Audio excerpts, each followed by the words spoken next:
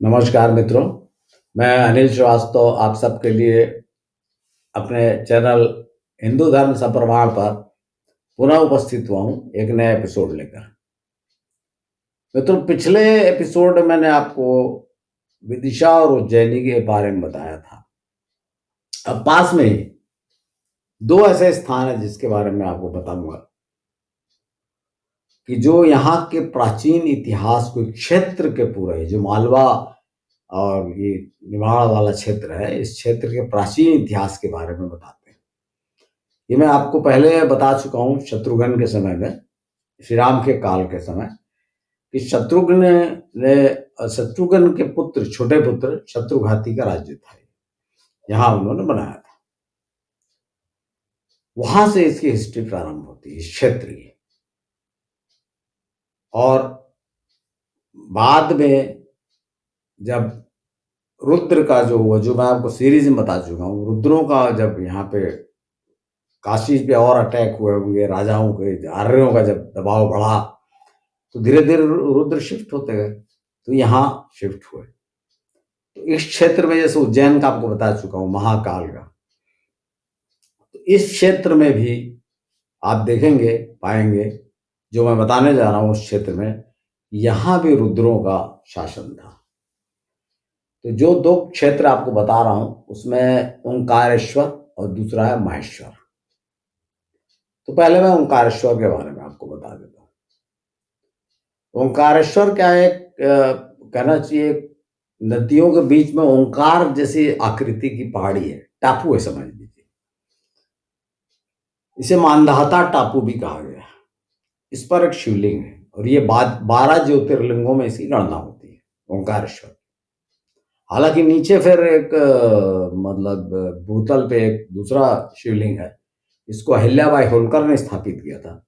इसे अमलेश्वर कहा जाता है, अमलेश्वर है ममलेश्वर, तो इसलिए आप कई लोग ओंकार ममलेश्वर ऐसा बोल देते हैं, पर वस्तुतः 12 ज्योतिर्लिंगों में गणना ये ओंकारेश्वर की है। तो इसमें जो बताने की बात यह है कि इसका नाम है ओंकार मानधाता। अब ये मानधाता कौन थे? मानधाता थे श्री राम के पूर्वज, शायद श्री राम से 8-10 पीढ़ी पूर्व मानधाता हुए थे, इक्ष्वाकु वंश के राजा, और उन्होंने यहाँ तपस्या की थी, ऐसा कहा जाता है। अब देखिए, तपस्या कोई करने जाएगा तो कहाँ जाएगा भाई? ये अयोध्या से निकल के यहाँ आ गए महेश्वर, तो सीधी सी बात है कि उन्होंने इस क्षेत्र में राजा लोग आक्रमण करते थे, अपने राज्य में, राजधानी में थोड़ी बैठ रहते थे। तो उन्होंने इस भूभाग पे कब्जा करने के लिए आगे बढ़े होंगे और ये स्थान उनको बड़ा पसंद आया, पहाड़ी।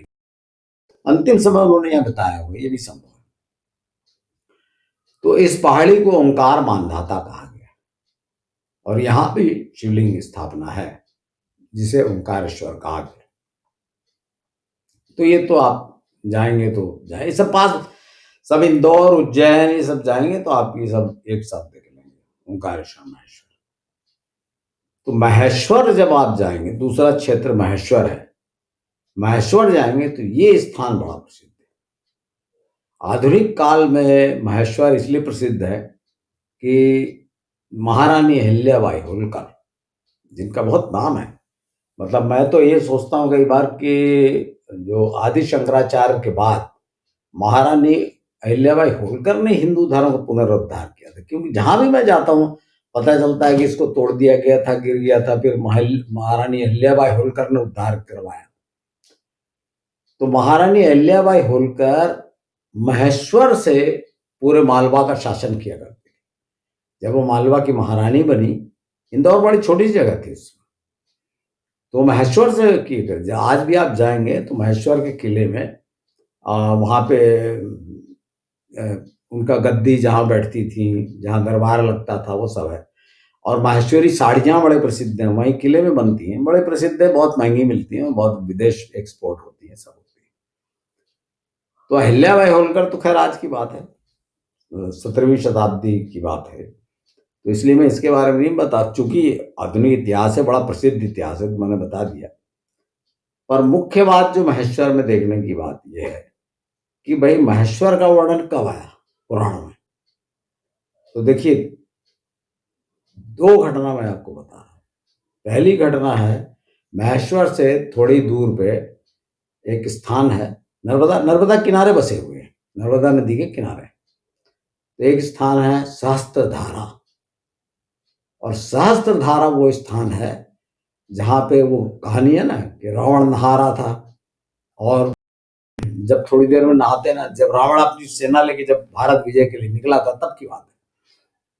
हाँ, मैं आपको एक बात याद दिला देता हूँ कि आपको मैंने रावण के बारे में विदिशा के समय बताया, रावण गांव का, मंदसौर से मंदोदरी का संबंध बताया। अब देखिए यहां भी देखिए, अर्थात ये प्रमाण ये बताते हैं कि इस क्षेत्र में रावण आया था। तो रावण जब स्नान कर रहा था नर्मदा में, तो शास्त्र धारा कहा गया वहां। तो अचानक ऊपर से गंदला पानी आने लगा, मतलब नर्मदा का पानी गंदा, ऐसे यानी रेत रेत गंदे मिट्टी आने लगी। तो बड़ा नाराज हो गया, देखने निकला कि भाई क्यों ऐसा गंदा पानी, कौन शरारत कर रहा है। तो देखा उसने कि भाई वहां का जो राजा था, वो तो जानता नहीं था कि यहाँ का राजा है। तो वहां का जो राजा था शस्त्रार्जुन, जिसका नाम कार्तवीर्य शस्त्रार्जुन कहा गया, कार्तवीर्य अर्जुन, वो अपनी रानियों के साथ अटखेलियां कर रहा था पानी में। तो फेंक रहा है एक दूसरे पानी, कूद रहे हैं, तो मिट्टी पैर से उछलती थी, पानी गंदा हो रहा था। तो रावण ने शस्त्रार्जुन को ललकारा, और ललकारा तो दोनों में युद्ध हुआ, और शस्त्रार्जुन ने रावण को बांध दिया एक रस्सी से, बांध कर खींचता हुआ अपने महल में लाया, दरबार में। उसको भी नहीं पता था कि ये लंका का राजा है, और न रावण को पता था कि ये यहाँ का राजा है। महिष्मती नगरी कहा गया है उसको। महेश्वर का नाम महिष्मती था, बड़ा प्रसिद्ध स्थान है तो प्राचीन काल में, हमारे पुराणों में बड़ा प्रसिद्ध वर्णन है इसका। तो महिष्मती का राजा था शस्त्रार्जुन, वो बांध लाया।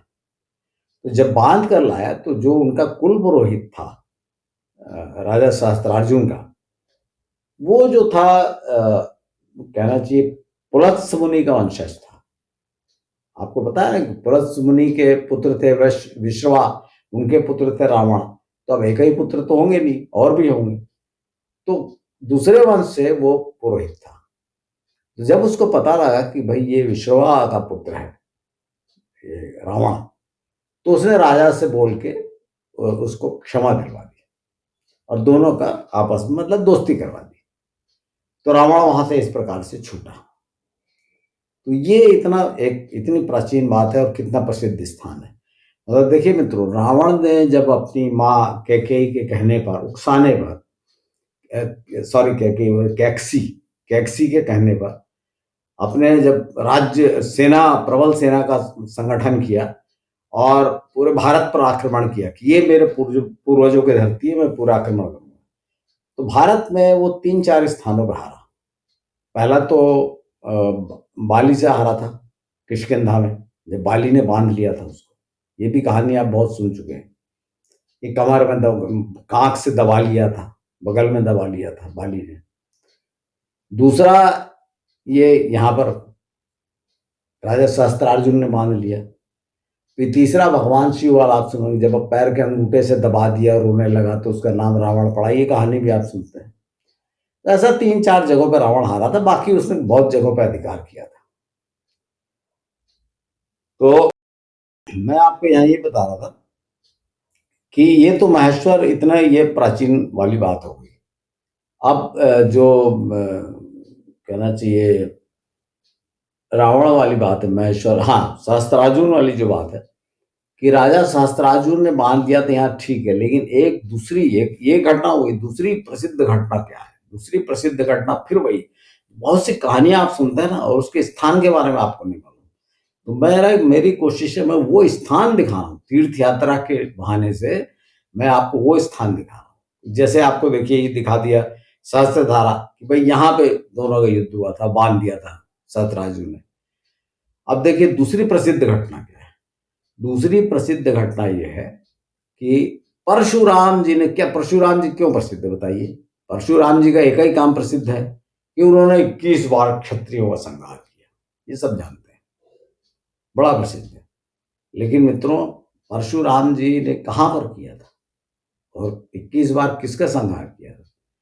तो परशुराम जी ने इसी सहस्त्रार्जुन और उसके वंश के सभी मेल चाइल्ड कहना चाहिए, जितने पुरुष होंगे और बच्चे होंगे, नर बच्चे, बालक, उन सबका वध किया था।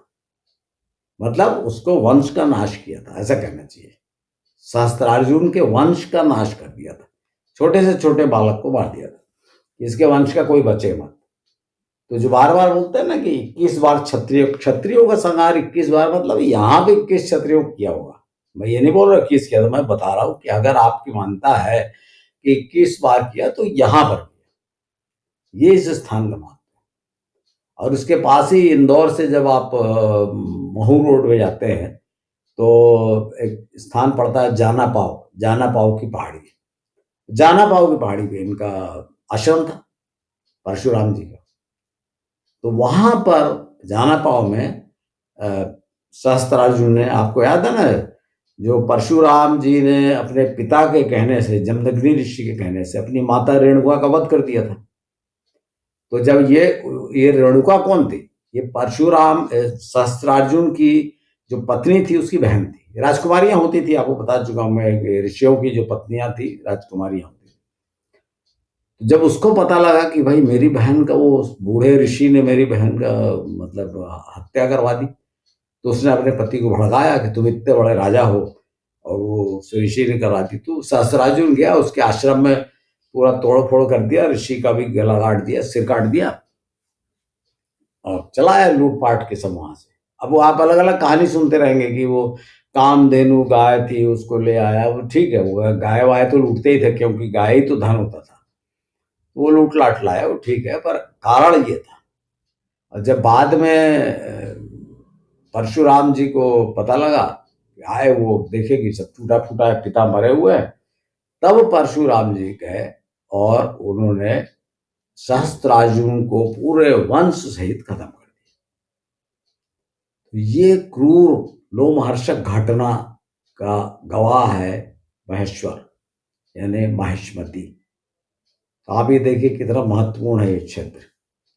और हाँ, आप जाएंगे नीचे तो बड़े है वहाँ, अहिल्याबाई होलकर यहाँ पर रोज 1 लाख या 1.25 लाख, 1.25 लाख मिट्टी के पार्थिव पार्थिव शिवलिंग बनाकर नर्मदा में जब प्रवाहित कर देती थी पूजा करके, तभी वो जल ग्रहण करती थी सवेरे।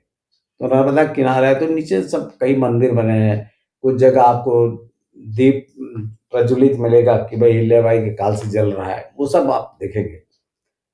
तो मित्रों, मैं सिर्फ आपको ये बता रहा था कि पूरा क्षेत्र जो इंदौर, उज्जैन, विदिशा से लेके महेश्वर, ओंकारेश्वर, बहुत ही जबरदस्त, मतलब कहना चाहिए हिंदुओं का बड़ा जबरदस्त क्षेत्र है। जब आप इस एक क्षेत्र में एक जगह जाएंगे तो एक जगह मत जाइए, 2-4 दिन समय निकाल कर इस पूरे क्षेत्र को घूमिए, क्योंकि बहुत प्राचीन क्षेत्र है ये। तो आशा है मित्रों आपको आज का एपिसोड पसंद आया होगा, और यदि आया तो अपने मित्रों परिचितों में अवश्य शेयर करें, और यदि आपने सब्सक्राइब नहीं किया हो तो सब्सक्राइब भी कर लें। धन्यवाद।